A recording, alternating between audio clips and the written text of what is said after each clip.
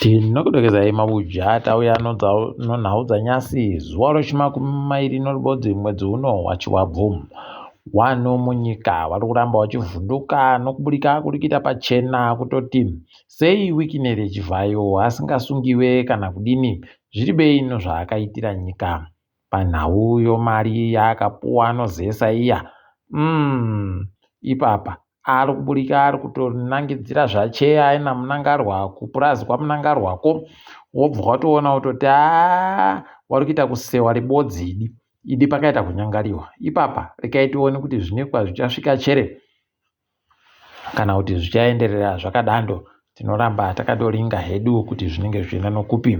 Apawo wafanawo ZANU-PF waari kutoenderera mberi nokuvhiringidza wachipawo pamasoko aribekana nzero wachireketa kuti kwai Jobhosikara anofanira kuti azive kuti zvaari kuita zvinomukuwadzisa. Apa ari kunzi agoitei ipapa nokureketa kwaagоita Jobhosikara achiti uyu mudhan'ube agoreketa kuti pasina Jobhosikara ngaasiye zvaari kuita zviri benzero izvozvo. Kwai izvozvo wazvireketerei dai wandobvuma wakanyarara warume. Kuita kwakadari kwakaita kunyangariwa.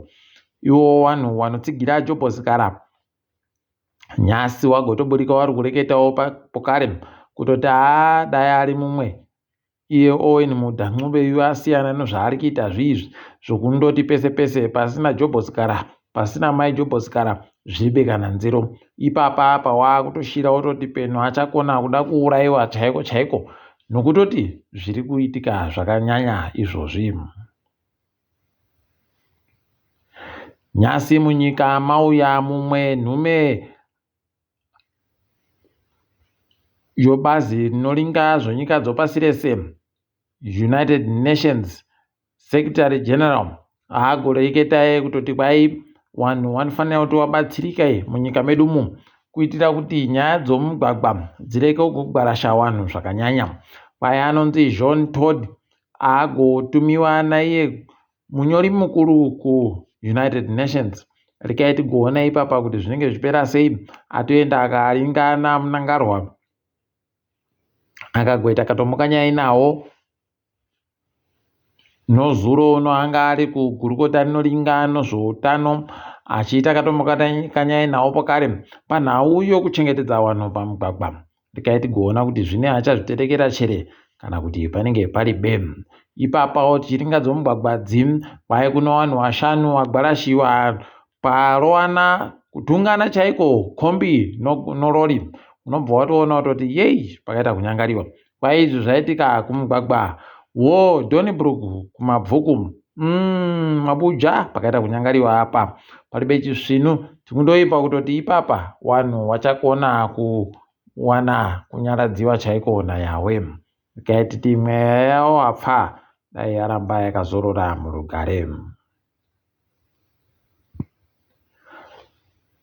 Kwai mugwagwa wekare wokugwanda Old Gwanda Road wakarepa makiromita 120 uchande waipa watanda kuisiwawo gedhe romugwagwa pokare kutoti uwakiwe patsva. Kwai ipapa hurumende tabatana neinonzi Zwane Enterprises kuti tigoipe basa iroro rokuti iwake mugwagwa yoisa magedhe pamugwagwa yobva yaita kutoti zviite zvisvinu. Ipapa apa rekai tigoona kuti zvinenge zvakadini. Muchaona kwa wanhu wanokona kutotanda izvezvi kundotanda nokundoisa iwo magedhe emugwagwa waribe chimwe chawaita. Ndozvinonyanya kurwadza nomuZimbabwe ipapa.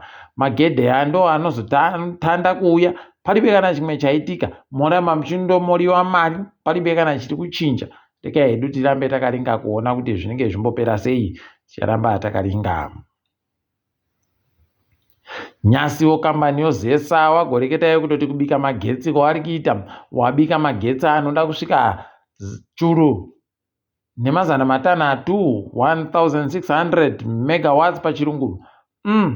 Rekai tione kuti ndizvo chere motinyepawo kuti ndizvo chere zvamuri kumugwa kumaraini kwenyuko kuti magetsi ari kuuya zvisvinu kureketa kuti kana abikiwa akawanda kudari aiwa zvinoita zvakanaka. Nyasi hwangenge iri kubika magetsi anopfuura mazana mapfumbamwe wemamiliyoni emawati apawo kukaliwa wari kuita 500 chaiwo, unobva wasaya kuti ko mvurayo yaingidzira chere zvanga zvareketiwa noZambezi River Authority wazviisepi. Heno mabuja ticharamba hedu takaringa kuti zvinenge zvichienda nokupi.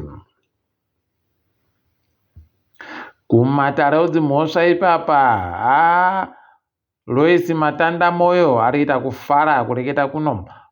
Kwai ipapa wapuwa mvumo yokuti watengese imba yowamwe iri kuArundale Estate iri yomari inoita mazvuru 25,000 $95,000 US pachirungu.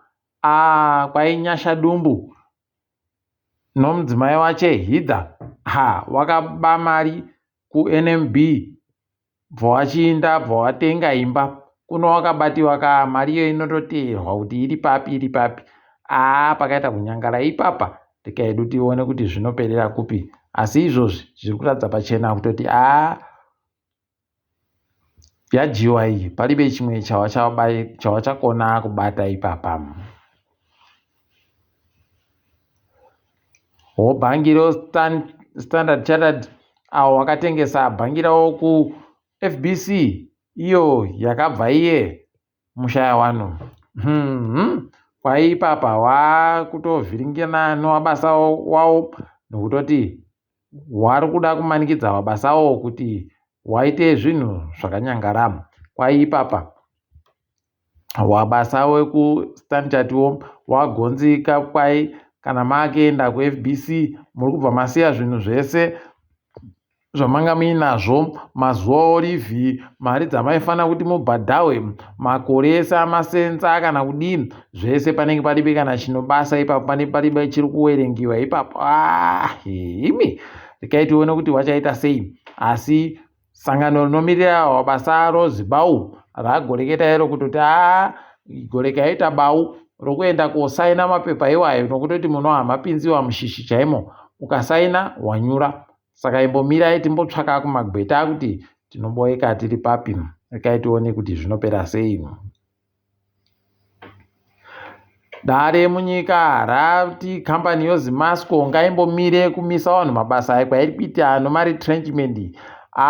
Tiri kufara nazvo izvi kwai maitira yakaita inge iribe kuteedza mutemo, saka wambonzi imbomirai ngazvimisiwe, ngazvimisiwe, rikaitione kuti zvinombopera zvakaita sei.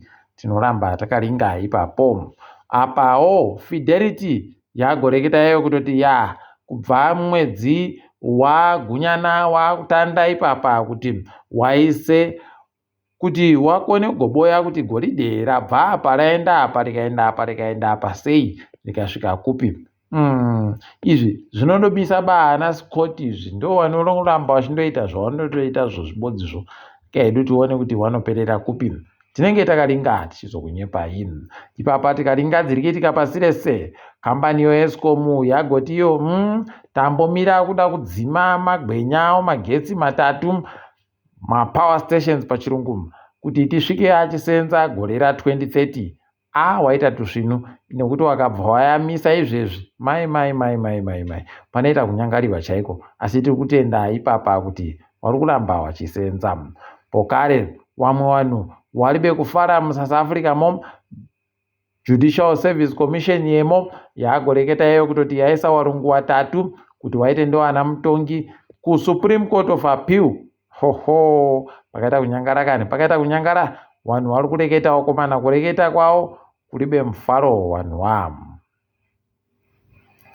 Bato raZuma ragototi tiribe kuziva kuti toita sei, asi izvezvi tikuda kumbototi tiende kuUnited Nations Human Rights Commission toringa ikweyo kuti zvinhu zvedu peno tingachinjirwe mutemo uyu wokurambidza waZuma kuti wapinde pasarudzo. Aidi reka hedu tione kuti wanoikona chere, asi kuziva kwedu iyi agwa nayo Zuma iyi anoihwina bai nokutoti anondonzi iwewe kwako unokuziva munyika makomo ndo mune mutemo yakadando, hwii kwedu no kana kupi. Kaedu tirambe takaringa kuona kuti zvinopererepi.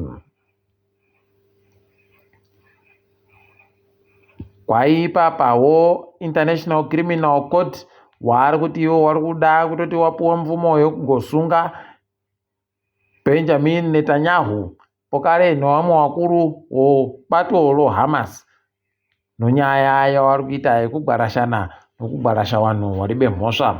Nyika yedu tigoramba takaringa kuona kuti inopererepi. Ukuwo Julian Assange kwayagohwina nyaya yache yaakaendesa kuti arambidze hurumende iri kuda kumuendesa kunyikayo America kuti atongiwe ikweyo. Tiri kufara nazvo, regai tione kuti zvichasvika kupi, zvichasvika rini zvakadando. Tinenge tichindokunyepai kuti zviri kutekaira sei ipapo.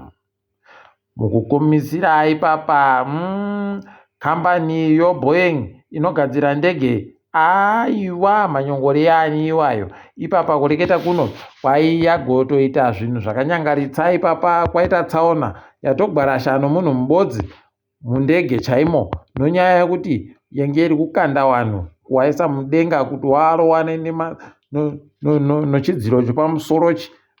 Unobva waita kuzvisaya kuti kohoko naye wakomana zviri kudando. Hino kambani iyi kuti ichamboita sei zvokutoti ndege dzawo peno kabanga kutoita kuvhiringidzika kutorambidziwa chaiko pasi rese. Kaidu tirambe takaringa kuti zvinenge zvienda nokupi papam. Asi takadaro mabuja rekai tigumire pano. Ndini wenyu Mhanduwe Onawo.